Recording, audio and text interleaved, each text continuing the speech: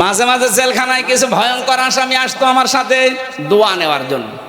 এই যে মুকিম গাজী, ওর 160 বছর জেল। আপনিও বের হবে?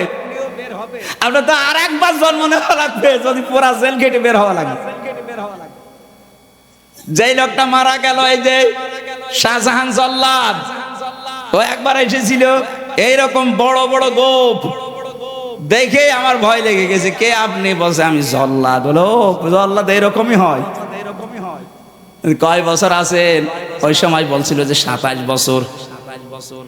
কয় বছর আপনার জেল? বলছে 140 বছর। 140 বছর আপনার জেল, এরপরও আপনি হাসি আনন্দে আছেন। বলছে আমি আবার বের হব।